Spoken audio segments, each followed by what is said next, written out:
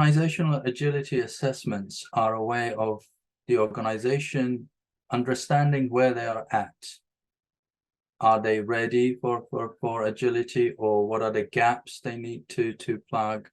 And that allows a few things. A, an assessment of where you're at. B, also that the same assessment could be run at a different time to show how they've moved the needle, whether they moved the needle or not. Are they standing still? Are things getting better?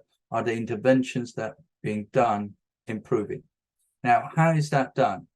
So basically a survey that is done, a standard set of questions, and we can do business agility at the organization level, and then we can deep dive into team and technical agility. How are the teams organized? We can look at the team of teams level. How are they coordinating the work? We can also see what are they from product management perspective, the lean portfolio management. So we can, if you like, put a lens on those areas and more. And there is also the opportunity for the organization to see how they sit against others in their industry. So there are lots and lots of surveys that we've done. It's not the first one. So they can see where they are against others.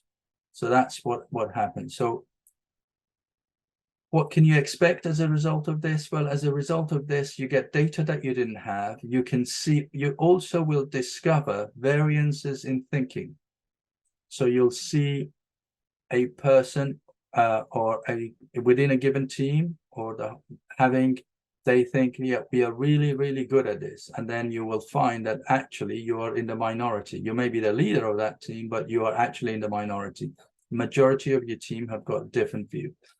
And it's not about the average, because the average hides it. We actually show the variance so people can see where the variance of if you like, opinion is. And that provides more data than just having an average, a single data point.